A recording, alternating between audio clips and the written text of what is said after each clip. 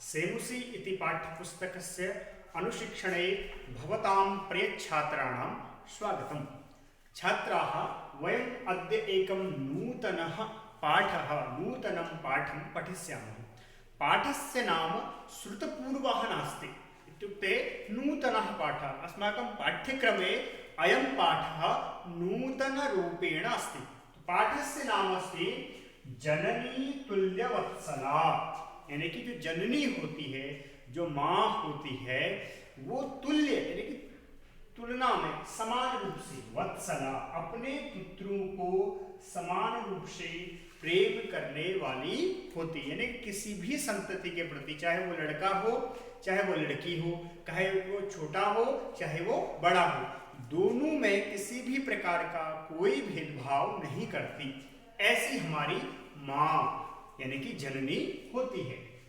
आज हम इस पाठ से संबंधित वाचन और इसका विवरण जानने का प्रयास करेंगे। तो पहला है, इसके पाठ के पर्व के बारे में जान लेते हैं कि पाठ कहाँ से उद्धृत है। ठीक, तो पंचमः पाठः जननी तुल्यवत्सला। प्रस्तुतोऽयं पाठः महर्षि वेदव्यास विरचितस्य ऐतिहासिकग्रन्थस्य महाभारतान्तर्गतस्य वनपर्व इत्यतः गृहीतः। यानी कि जो जननी तुल्यवत्सला जो पाठ है, यह कहाँ से लिया गया है? यह पाठ महर्षि वेदव्यास द्वारा रचित, यानी कि महर्षि वेदव्यास जी के द्वारा जो रचित है, ऐतिहासिक ग्रंथ महाभारत के 18 पर्वों में से एक पर्व वन पर्व से लिया गया है।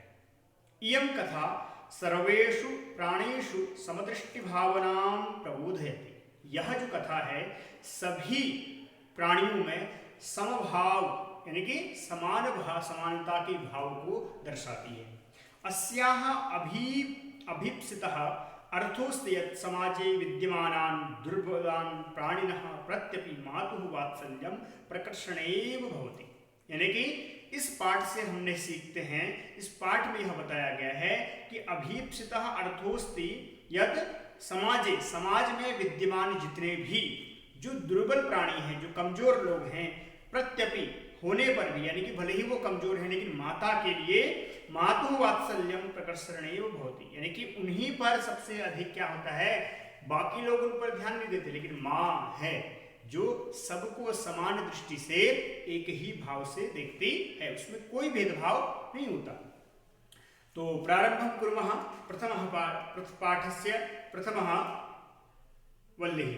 तो अस्ति कश्चित् कृषकः बलिवर्धाभ्यां क्षेत्रकर्षणं कुर्वन् आसीत्। यानी कि कोई एक किसान था जो बलिवर्धाभ्याम, 2 बैलों के साथ क्षेत्रकर्षणं कुर्वन् आसीत्, यानी कि खेत जोत रहा था। आप चित्र में देख रहे हैं। तयोः बलिवर्धयोः एकः शरीरेण दुर्बलः जवेन गन्तुम् अशक्तश्चासीत्। उन दोनों बैलों में से शरीर से एक बैल दुर्बल था, कमजोर था, जवेन गंतुम अशक्तश्चासीत्, और तीव्र, जवेन नाम तीव्र गति से आगे बढ़ने में क्या था, अशक्त था, चल नहीं पा रहा था, कमजोर था। अतः कृषकः तम दुर्बलं वृषभं तोदनेन नुद्यमानः अवर्तत। तो अतः इसलिए कृषकः, वो जो किसान था, तम दुर्बलम वृषभम, दुर्बलम विशेषण और वृषभम विशेष। ठीक, तम दुर्बलम वृषभम, उस दुर्बल, उस कमजोर जो बैल था, उसको क्या, तोदनेन यानी कि नुद्यमानेन, उसको पीड़ित करता हुआ, डंडे मारता हुआ, नुद्यमानः अवर्तत, उसको बार बार उसकी पूंछ कभी पकड़ता, कभी उसको डंडे से मारता हुआ आगे बढ़ा रहा। सह ऋषभः हलमूढ़ा गंतुम अशक्तः क्षेत्रे पपात। अब हुआ क्या, जब बार बार उसको प्रताड़ित किया गया तो सहर्षभ, वह जो बैल था, हलमूढ़ा गंतुम अशक्तः, यानी कि हल को जोतने में असमर्थ पाता हुआ, क्षेत्रे पपात, क्षेत्र में यानी खेत में ही गिर गया, जैसे कि आपको दिखाई दे रहा है। क्रुद्धः कृषिबलः तम उत्थापयितुं बहुवारं यत्नं अकरोत्। क्रुद्धः कृषिबलः, कृषिबलः कृषक, किसान का क्या है, पर्यायवाची शब्द है कृषिबलः। ठीक है, तो देख सकते हैं शब्द है कृषकः, और इसका पर्यायवाची शब्द क्या है? कृषि बलः। ठीक है, अब बैल के देखो कितने आ गए? वृषभः। ठीक है, उसके बाद ऋषभः, उसके बाद बलिवर्धः।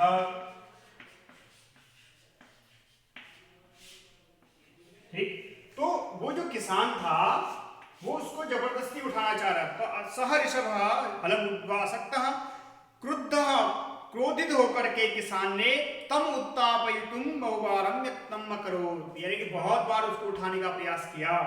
तथापि वृषः नोत्थितः, वृषः एक और शब्द आ गया, वृषः नोत्थितः, वो बैल फिर भी नहीं उठा, शक्ति नहीं थी बेचारे में, कहां से उठा? भूमौ पतिते स्वपुत्रं दृष्ट्वा सर्वधेनूनां मातुः सुरभेः नेत्राभ्याम् अश्रूणि आवारिशन्। हुआ क्या कि भूमौ पतिते स्वपुत्रं दृष्ट्वा, भूमि पर गिरे हुए अपने पुत्र को देख करके, सर्वधेनूनां मातुः, यानी कि सभी धेनुओं की माता, सभी गायों की माता, सभी प्राणियों की माता, जो सुरभि थी, ठीक है, गायों में जो श्रेष्ठ सुरभि थी, नेत्राभ्याम अश्रूणि आवारिशन्, अपने नेत्रों से क्या आंसू बहाने लगी, रोने लगी। सुरभेः इमाम अवस्थां दृष्ट्वा सुराधिपः ताम् अपृच्छत्। सुरभि की, यानी कि जो सभी धेनुओं की माता थी, उस सुरभि की इस अवस्था को देख करके कौन पूछता है? जो देवाधिदेव हैं, यानी कि देवताओं के जो इंद्र हैं, देवताओं के जो राजा हैं, वो इंद्र पूछते हैं। सुराधिपः, सुराणाम अधिपः, कौन सा समास हो जाएगा? देखो, सुराणाम अधिपः, समास शब्द में लिख लेते हैं, सुराधिपः, तो जो देवताओं के अधिप थे, स्वामी थे, तो ऐसे सुराधिपः अपृच्छत्, उसने पूछा, सुराणाम अधिपः, उस सुराधिप ने पूछा, क्या पूछा? अये शुभे किमेवं रोदिसी, अरे शुभे, अबे अये कल्याण के क्यों रोती हो, कारण क्या है? उच्यताम, बोलो तो, इति साच, तब उसने कहा, क्या कहा कि विनिपातो नवः कश्चित् दृश्यते त्रिदशाधिप, अहं तु पुत्रं शोचामि तेन रोदिमि कौशिका। तो उसने कहा कि अरे आप पूछ रहे, आपको दिखाई नहीं देता सामने क्या हो रहा है? पृथ्वी में जाकर के देखो सामने से कि क्या दिख रहा है आपको?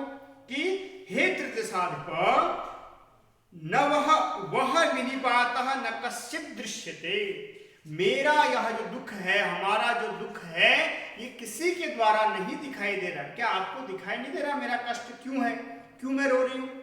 ठीक, अहम तो पुत्रम शोचामि, मैं पुत्र के लिए शोक कर रही हूं। अपना जो पुत्र मेरा वृषभ है, ठीक है, यह बैल जो कि जिसको किसान मार रहा है, उसमें शक्ति नहीं है, फिर भी उसको मार मार के उठाने का प्रयास कर रहा है, उस बैल के लिए, उस बच्चे के लिए मैं रो रही हूं।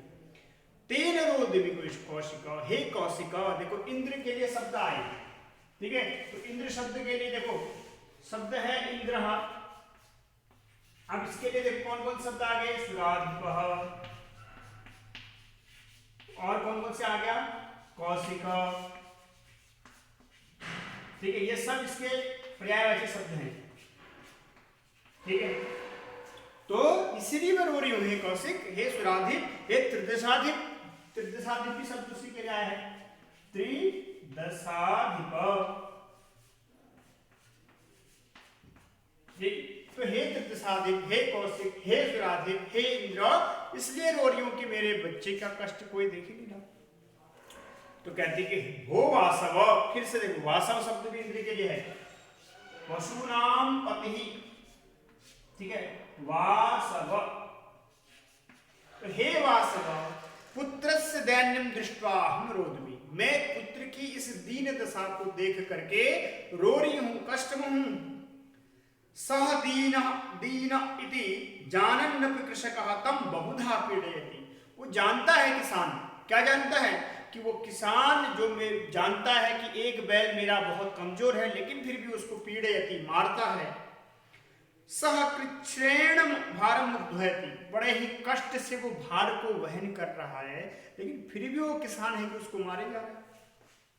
इतरमिव धुरम वोढुम सह न शक्नोति, इतरमिव, ठीक है, वो जानता है कि दूसरी तरफ एक तो बलवान है जो खींचे जा रहा है, दूसरा है कि वो बहुत दुर्बल है, वह धुरम वोढुम न शक्नोति। धुरम मतलब होता है जो बैलों को बांध करके रखता है, यानी कि ठीक है, जो एक बैल दूसरे बैल के गले में पट्टा टाइप का लगाया जाता है, ठीक है, जिससे फिर उसके पीछे हल होता है, जिससे दोनों बैल बंधे रहे और दोनों चले तो हल चले, ठीक है, ऐसे पट्टे को जबरदस्ती वो ढो रहा है और अब वो ढोने में असमर्थ है।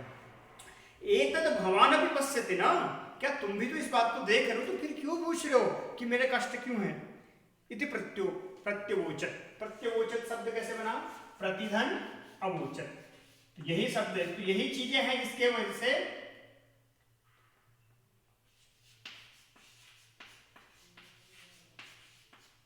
से मैं रो रही हूं, ठीक है, यह संधि होगी ई के स्थान पर य, ठीक है, तो प्रत्यवोचत, इसीलिए मैं रो रही हूं भद्रे। तब इंद्र कहते हैं नूनम, निश्चित ही मैं समझ गया हूं आप क्यों रो रही हो, सहस्राधिकेषु पुत्रेषु सत्स्वपि तव अस्मिन्नेव एतादृशं वात्सल्यं कथं। ठीक है, मानता हूं कि इसको देख करके तुम्हारा कष्ट है, लेकिन एक बात मुझे ये तो बताओ कि सहस्राधिकेषु पुत्रेषु, हजारों पुत्र होने पर भी, उन हजारों पुत्रों में से सत्स्वपि होने पर भी तव अस्मिन्नेव एतादृशं वात्सल्यं कथं, यानी कि उन हजारों पुत्रों में से सबसे अधिक वात्सल्य जिसके लिए तुम रो रही हो वो क्यों, किस वजह से है। इति इंद्रेण पृष्ठासुर भी प्रत्युवोचत, ऐसा इंद्र के द्वारा पूछने पर तब सुरभि नामक गायों की माता, सभी प्राणियों की माता बोली, प्रत्यवोचत, किम प्रत्यवोचत, तो सा प्रत्यवोचत कि सभी पुत्र तुम्हारे हैं, लेकिन सभी पुत्रों में यह पुत्र इतना प्रिय क्यों है, कृपया इस बात को बताने का तो कष्ट करो, ठीक है। तब जो सुरभि माता है वह उत्तर देती है, क्या कहती है, यदि पुत्रम सहस्रम में सर्वत्र सममेव में, दीनस्य तु सतः शक्र पुत्रस्याभ्याधिका कृपा। वो कहती है हे शक्र, एक शक्र शब्द और आ गया, सुराधिपः इंद्रः, ठीक, तो शक्र शब्द भी इसी के लिए प्रयुक्त होता है। तो हे शक्र, हे इंद्र, यदि पुत्रम सहस्रम में सर्वत्र सममेव में, यानी कि मैं मानती हूं कि मेरे पुत्र कितने हैं, हजारों पुत्र हैं मेरे, और सभी मेरे लिए क्या है, समान है, सबको मैं समान रूप से वात्सल्य भाव से देखती हूँ, समान रूप से सबको प्रेम भरी निगाह से देखती हूँ, सभी को समान प्रेम करती हूँ, किंतु दीनस्य तु सतः पुत्रस्याभिधिका कृपा, लेकिन उन सब में भी जो सब सर्वाधिक दीन होता है, जो सर्वाधिक दुर्बल होता है, उस पर माता की अत्यधिक कृपा होती है, क्योंकि उसी की चिंता सबसे अधिक माता को होती है। तो इसलिए कहा कि आपने पूछा कि हजारों पुत्र आपके हैं, इसी पुत्र पर ऐसा वात्सल्य क्यों, तो मैं बताना चाहती हूँ आपको कि माना कि मेरे हजारों पुत्र हैं, लेकिन उन सभी हजारों पुत्रों में से जो सबसे अधिक दीन यह पुत्र है, इस पर वात्सल्य का कारण है क्योंकि इसकी अधिक चिंता है, बाकी तो स्वस्थ है, ठीक है, लेकिन इसकी चिंता इसलिए है क्योंकि ये दीन है, ठीक है। तो दीन की जो कमजोर बालक होता है माता का, उसी पर माता का अधिक स्नेह होता है, क्योंकि उसकी चिंता अधिक होती है माता को, ठीक। फिर आगे कहते हैं कि बहूनि अपत्यानि में संतीति सत्यम, मेरी बहुत सारी अपत्यानि, देखो पुत्र के लिए संतति शब्द क्या है, संतति यानी कि बच्चे, ठीक है, इसी का एक पर्यायवाची है अपत्यानि, अपत्यम, अपत्यम कुमान, अपत्यम मतलब संतति, ठीक है। तो अपत्यानि में संति बहूनि, मेरे बहुत सारे पुत्र पुत्रियां हैं, किंतु तथापि अहम एतस्मिन् पुत्रे विशिष्य आत्मवेदनाम अनुभवामि। उसने कहा कि तथापि, फिर भी क्या, कि एतस्मिन् पुत्रे, इस पुत्र पर विशेष रूप से आत्मवेदनाम अनुभवामि, मैं आत्मवेदना का अनुभव कर रही हूँ। क्यों कर रही हूँ? क्योंकि जो माता होती है उसका दुर्बल पुत्र के प्रति अधिक स्नेह स्वतः आ जाता है। यतो ही अयम अन्येभ्यो दुर्बलः, क्यों बता दिया कि क्योंकि ये अन्यों से क्या है, दुर्बल है, और दुर्बल की माता को बहुत चिंता होती है। सर्वेषु अपत्येषु जननी तुल्यवत्सला एव, यानी कि सभी अपत्यों में से, सभी संततियों में से, सभी बच्चों में से जो दुर्बल बच्चा होता है, जो कमजोर बच्चा होता है, उसकी चिंता, उसके प्रति स्नेह माता का अधिक ही होता है। तथापि दुर्बले सुते मातुः अभ्यधिका कृपा सहजेव, इसलिए तथापि, ठीक है, होती तो है, लेकिन फिर भी दुर्बल सुते, यानी कि जो कमजोर बच्चा होता है, उसमें माता की जो कृपा है, जो वात्सल्य है, जो प्रेम है, वो सहज ही अधिक हो जाता है। इति सुरभिवचनं श्रुत्वा वृषं विस्मितस्या खण्डलस्यापि हृदयम् अद्रवत्, ठीक है, जिस इंद्र का हृदय वज्र से भी कठोर है, उस माता की उन बातों को सुन करके, सुरभि की उन प्रेम भरी, वात्सल्य भरी, स्नेह भरी बातों को सुन करके इंद्र का विस्मितस्या खण्डलस्यापि, यानी कि विस्मित, आश्चर्य के साथ साथ जो वज्र से भी कठोर हृदय था, वो अद्रवत, द्रवीभूत हो गया, पानी पानी हो गया, ठीक है, यानी कि बहुत ही दया से भर गया। सच तामेवं अस्वान्त्वयत्, तो उसने माता सुरभि को सांत्वना दी, कहा कि गच्छ वत्से, वत्से, हे माता आप अभी जाएं, सर्वं भद्रम जायेत, सब कुछ क्या होगा, कल्याणकारी होगा, आपके लिए भी, हमारे लिए भी, उच्च बछड़े के लिए भी, जिसको कष्ट दिया जा रहा है उस किसान के लिए भी, सबका क्या होगा, कल्याण होगा, आप जाइए। अचिरादेव चंडवातेन मेघरवैश्यसः प्रवर्षः समजायत, और हुआ क्या, इंद्र की कृपा से अचिरादेव, थोड़े ही समय में, चंडवातेनो, भयंकर हवा के साथ साथ, मेघरवैश्य, यानी कि मेघ गर्जना होने लगी, और प्रवर्षः समजायत, और भयंकर बारिश हो गई। लोकानां पश्यतामेव सर्वत्र जलोप्लवः संजातः, और देखते ही देखते क्या होगा, लोकानां पश्यतामेव मतलब देखते ही देखते, सर्वत्र, सभी जगह, जलोप्लवः यानी कि जल से परिपूर्ण हो गया। कृषकः हर्षातिरेकेण कृषण विमुखः सन् वृषभो नीत्वा गृहम् आगतः, तो हुआ क्या कि जैसे ही इतनी भयंकर बारिश हुई, तो कृषका हर्षातिरेकेण, क्योंकि बहुत दिनों से वर्षा नहीं हो रही थी, तो उस वृष्टि को देख करके कृषका हर्षातिरेकेण, प्रसन्न मन से, कृषक कृषण विमुख, यानी कि हल जोतना छोड़ करके, वृषभौ नीत्वा, उन दोनों बैलों को लेकर के, जो एक कमजोर था एक मजबूत था, उन दोनों को लेकर के गृहम् आगतः, घर आ गया। तो इस प्रकार से उस बालक की, उस सुरभि के पुत्र की जो जान थी वो बची, ठीक है, उसका कष्ट दूर हुआ। तब कहते हैं कि अपत्येषु च सर्वेषु जननी तुल्यवत्सला, पुत्रे दीने तु सा माता कृपार्द्र हृदया भवे। तब उसने कहा कि अपत्येषु च सर्वेषु, यानी कि सभी अपत्यों में, सभी पुत्रों में, सभी संततियों में, सभी बच्चों में, सर्वेषु जननी तुल्यवत्सला, यानी कि जननी का जो प्रेम होता है, वात्सल्य होता है, तुल्य, समान होता है। लेकिन पुत्रे दीने तु सा माता, किंतु पुत्र की दीनावस्था पर, अपने उस संतति की, उस अपत्य की दीनावस्था पर, दुर्बल अवस्था पर कृपार्द्र हृदया भवे, वही माता जो समान रूप से सबको स्नेह करती है, वही माता क्या हो जाती है, हृदय से द्रवित हो जाती है और बाकियों से उसको अधिक स्नेह करने लग जाती है। तो ऐसी हमारी माँ होती है, ऐसी हमारी भारत माता है, ऐसी हमारी अपनी माता है। ठीक है, तो सब क्या है, मातृ स्वरूपा हैं।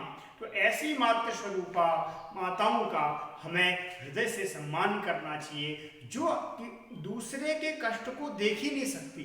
ठीक है, ऐसी मातृ स्वरूपा माताओं को, ठीक है, हमारा प्रणाम है और हम उनका सम्मान करें। इसी भाव से हम यह जो चैप्टर है जननी तुल्य वत्सला समाप्त करते हैं।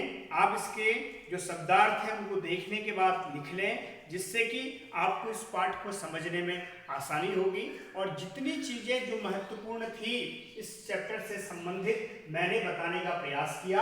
आशा है आपको यह पाठ, जो नया पाठ था आपके चैप्टर में, वो समझ में आया होगा। फिर पुनः कभी इस पाठ को पुनरावृत्ति करेंगे और इसी के साथ आज का यह जो पाठ है कालांश सही समाप्त करते हैं। तब तक के लिए शुभम भवतु, मंगलम भवतु।